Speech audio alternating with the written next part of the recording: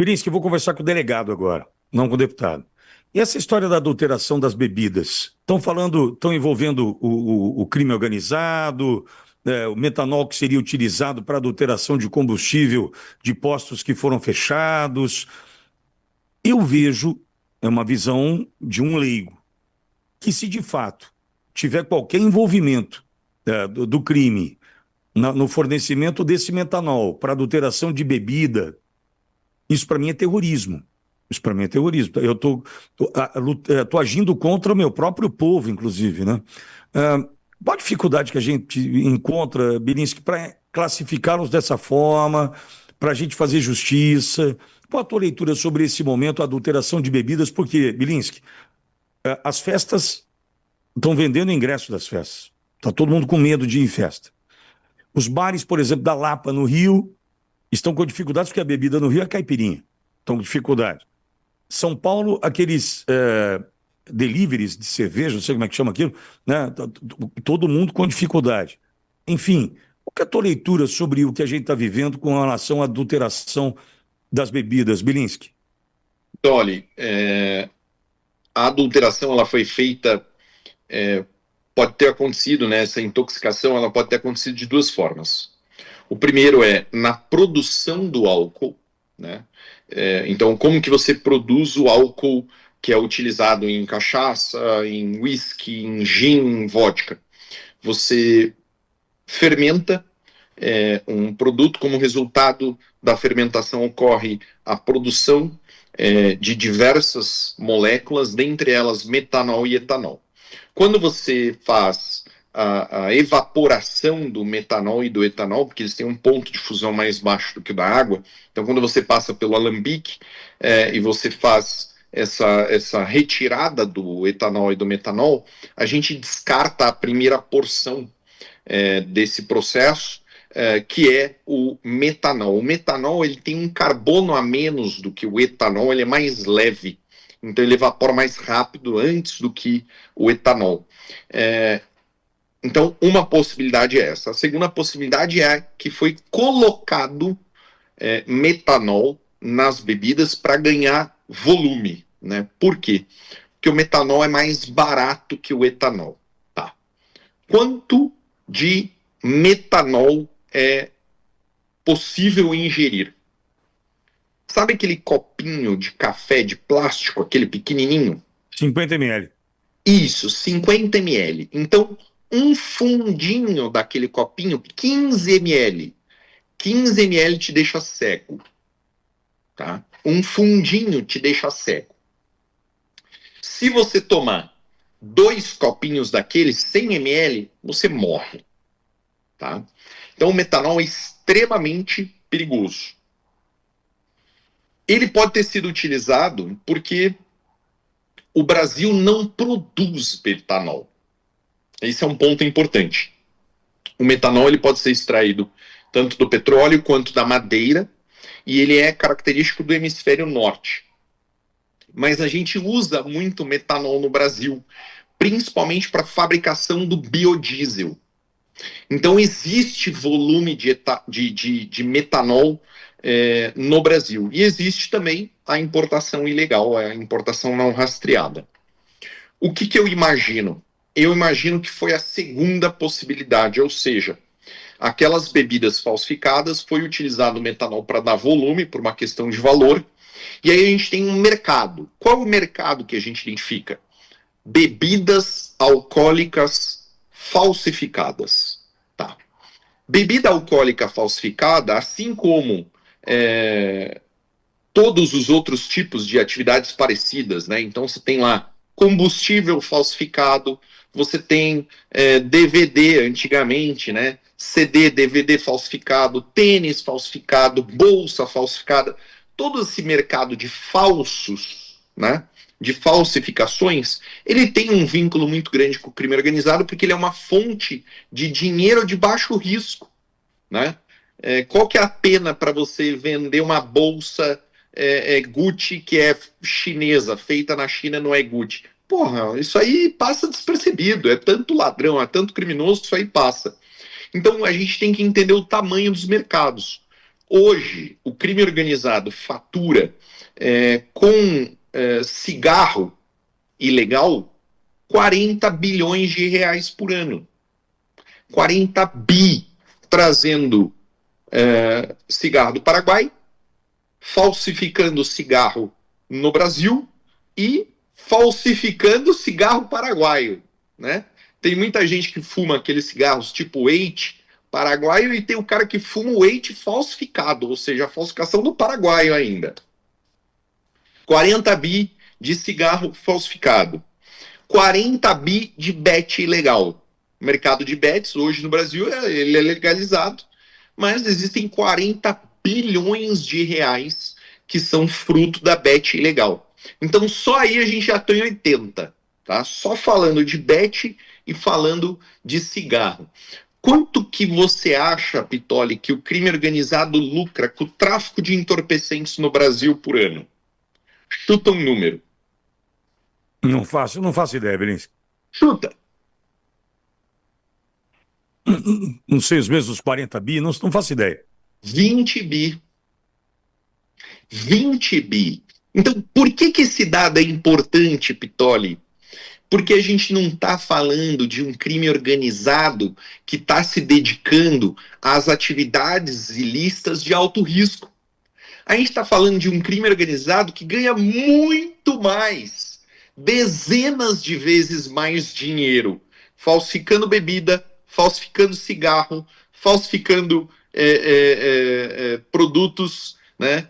Explorando bet ilegal, posto de gasolina, refinaria de petróleo, plantando cana de açúcar, né?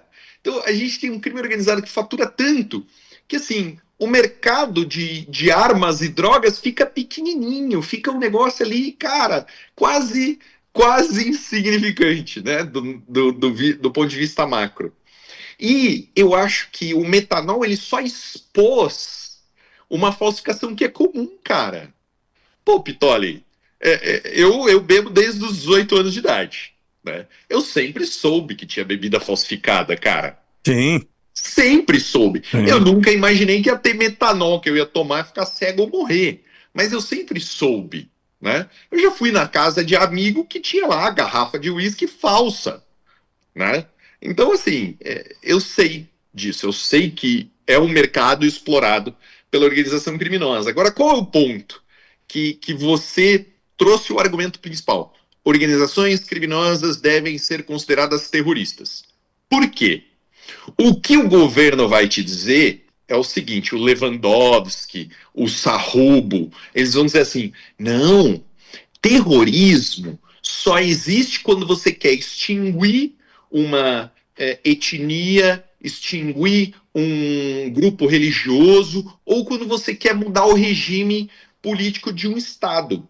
Fora isso, não é terrorismo. Então, realmente, a gente não tem organização terrorista no Brasil, né? Porque o PCC não está querendo depor o presidente Lula, o PCC não está querendo extinguir os cristãos, ou os judeus, ou os islâmicos.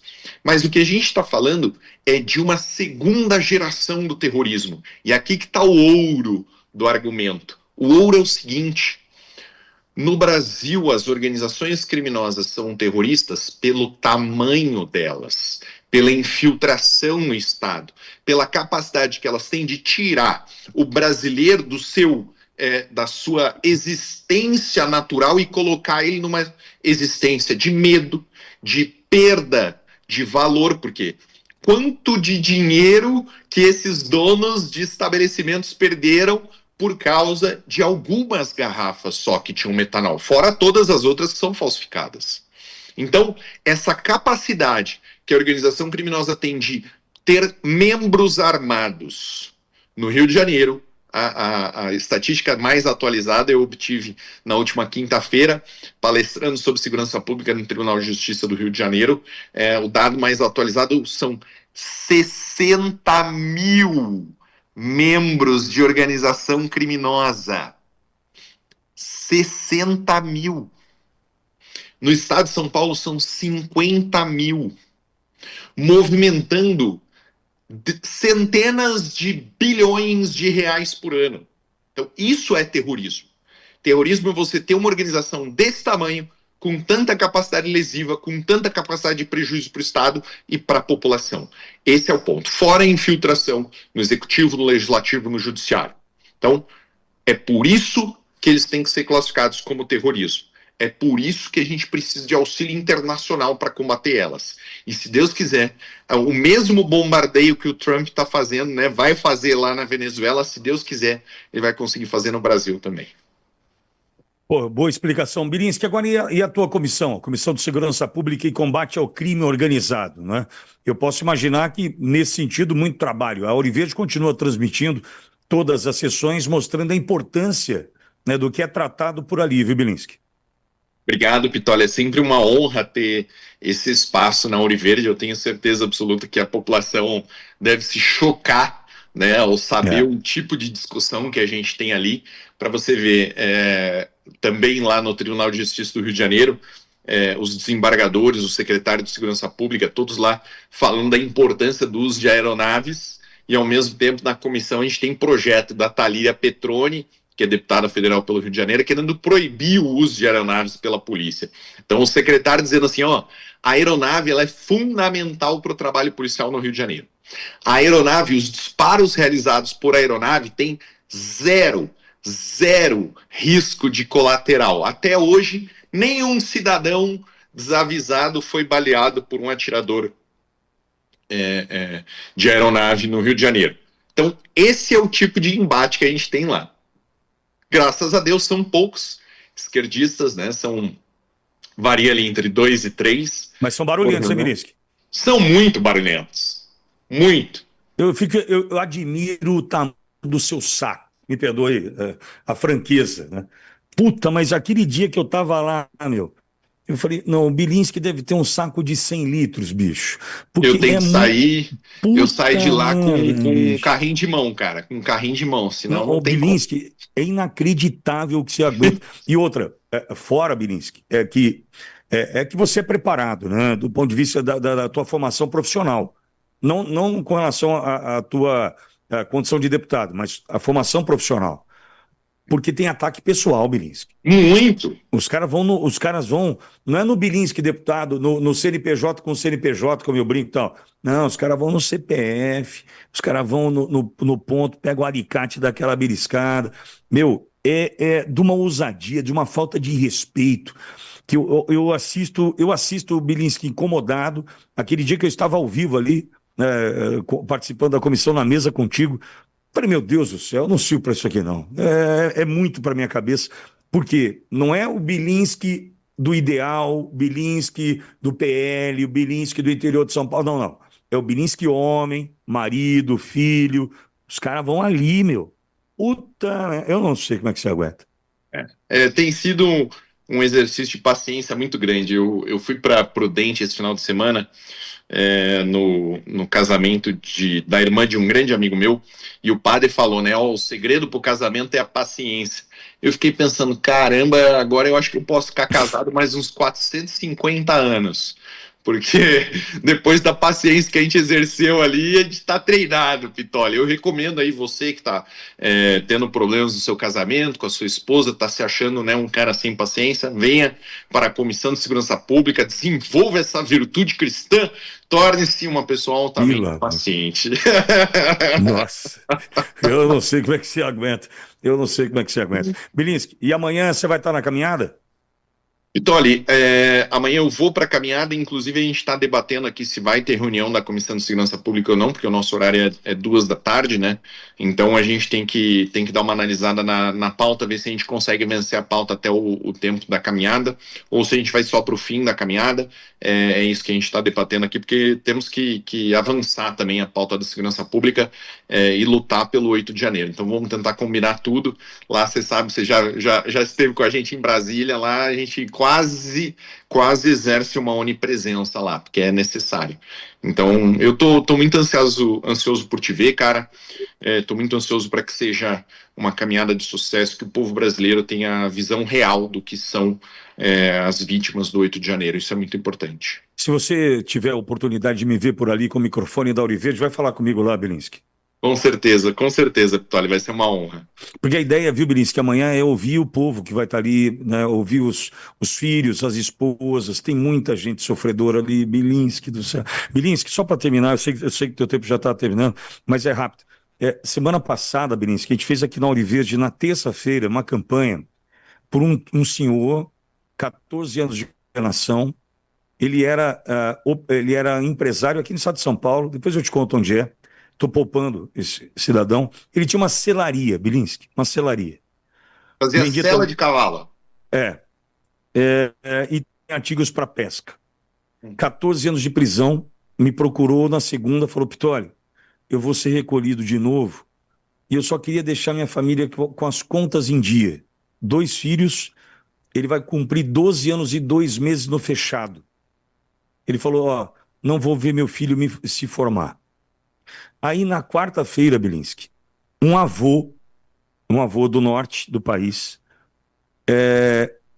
pediu, preso do 8 de janeiro, já está solto, pediu uma fritadeira para fazer banana chip que ele está vendendo no semáforo, porque ele era zelador de escola, perdeu o emprego com o salário, ele e a esposa, que é cabeleireira, pagavam o plano de saúde do neto, que tem um sério problema de saúde, e eles não conseguem mais pagar o plano de saúde do neto. Ele me pediu o dinheiro, conseguimos, para uma fritadeira, para ele vender banana chip no semáforo. Essa é a realidade, Belinsky. Esses são os terroristas, né, É, do Brasil. Esses são é, os verdadeiros riscos à democracia. Isso aqui é uma piada, tem que acabar logo, Pitoli. Eu não vejo a hora, meu irmão. é. Eu não vejo a hora desse pesadelo acabar, cara. Vamos seguir firme, falta pouco. Vamos Se lutar por Deus isso. quiser.